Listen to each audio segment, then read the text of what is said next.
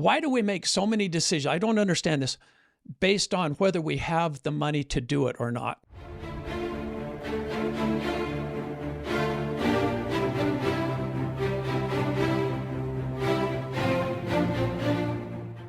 Matt, I got to tell you the story.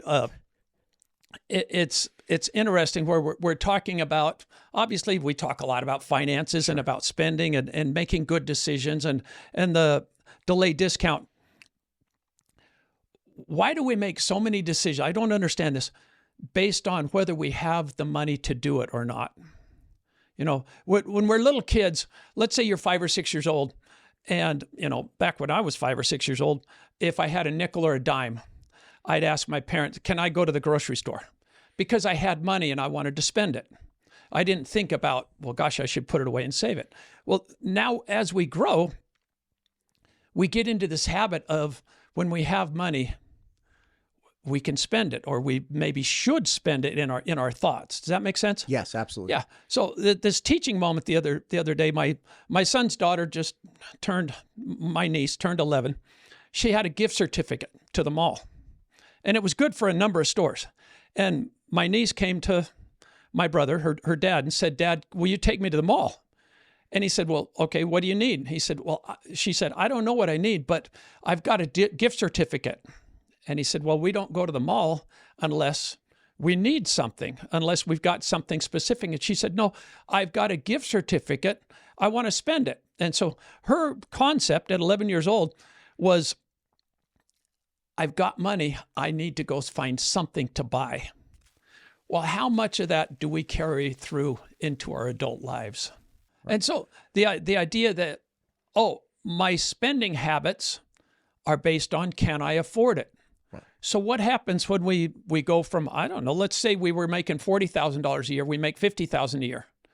We find out, I can get a little bit nicer clothes, maybe a little bit nicer car. So we don't look at it and say, well, I should put that extra money away. I can now go spend it. And it's that decision-making process of, if I have it, then I can spend it. The problem is that never changes. I have consulting clients that make $1 million a year, that's a huge amount of money. Right. That's over $80,000 a month. And people would look back and go, how can you possibly spend $80,000 a month? Well, they do. I have people that make $1 million a year that can't buy me lunch when I meet with them, because they base their financial decisions on whether they can afford it or not, or whether they have the money. You know, I maybe shouldn't say this, but when I went to chiropractic school, the financial aid there was set up where I got $5,000 every 9 months. Okay. So I knew $5,000 had to last me 9 months. What would I do? Well, I was importing cars from Germany. I was bringing in gray market cars, which you could do back then, back in the 80s. So I would take my $5,000 draw on my student loan and try to put off paying tuition. It took me about 3 weeks to get a car bought in Germany and shipped over to the United States and then sell it. So my $5,000 would turn into $7,000 or $8,000, because that's what I would make on a car. And then I would pay my tuition and have a couple extra $1,000. Are you with me? Yeah.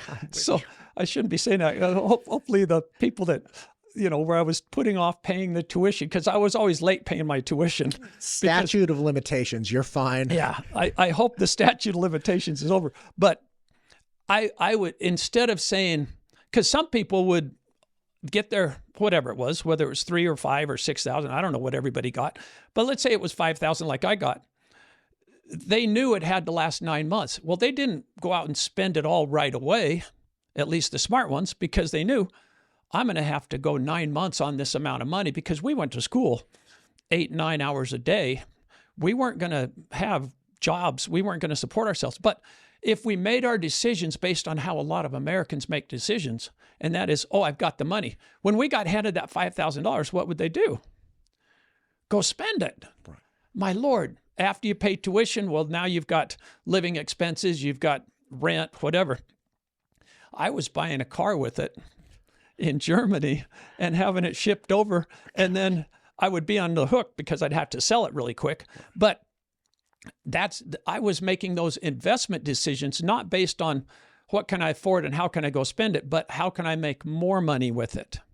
And so the lesson my 11-year-old niece learned from her dad is a lesson that we can all learn, and that is we don't keep expanding our lives based on how much money we have available to us. We have to look at things and say, is this a good financial move? Is this a good decision? Is it going to change our lives? That type of thing. Not make the decision, I have the money, let's go spend it, or I can afford it. Buying as much car as we can, buying as much house as we can, it's going to get us into trouble as we go forward. Yeah, I totally agree. And talking to you about this as many times as we have, it really does seem clear that people get into an MO or a way of handling money when they're young that just stays with them forever. Yeah. Right. And I've seen the opposite being true too. People that are incredible savers, but then they become savers to the detriment of themselves or their family as their financial situations change. Perhaps they have saved up enough money. Perhaps they don't have to have a scarcity mentality, and they still drive themselves into oblivion. So again, it's being dogmatic and really insistent on one way of handling money throughout your entire life, which we know is not appropriate. The way you want a 5-year-old to handle money and the way you want a 40-year-old to handle money, the way you want an 80-year-old to, like if you're 80 or 85 and you got a little coin and you want a car, get the red one.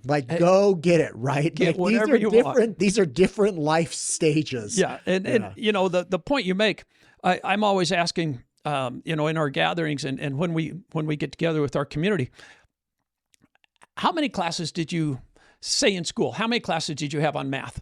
And of course, I don't need the answer. Sure. How many classes did you have on English? Right. How many classes did you have on budgeting and finance and making good financial decisions? Zero. Right. And yet, some of the most important decisions in our lives and some of the decisions that are going to have the greatest effect on our lives, we go into life with no education on it, no training. The only thing we get is from our friends and our family. Well, what if we don't happen to have good, financially intelligent friends and family? Right. We're in trouble. And we're going to mimic what we learned from our parents and from our friends. And, you and I, we were very blessed. We had good mentors, good friends, good family, good parents that taught us these things. The point is, we learn from habits that we've developed in the past. So if we don't have that, or even if we do have that, wouldn't it be good to get around a group and get into friendships that are going to bring good thoughts forward, help us, and maybe challenge us, maybe question us, go, wait a minute, is that the best decision right now? Is that really, do you think you should spend that money right now? Or do you want friends that just go, oh yeah, go buy the biggest car or the biggest house or whatever, most expensive thing you can do. Let's go on that vacation. So the friends and family that we have, and we might need to make up for the lack of good financial intelligence that hasn't come into our life. We never took a class. Doesn't matter if it was in college, in high school, grade school, junior high. We had no classes on financial decision making. So the point that my brother made with my niece, the 11-year-old daughter, fantastic. And hopefully she takes that and makes good decisions the rest of her life. So that's what we talk about a lot in our gatherings, is not just finding fault. I've had people say, well, why are you so critical? Why are you so hard on people? Say, well, I care about people. I want them to have a better life. I want them to have not my success or not my judgment being positive toward them. It's let's help you optimize. Let's help you maximize the life that you have, and making good financial decisions is a big part of that. Yeah, absolutely. Yeah. Thanks for being around.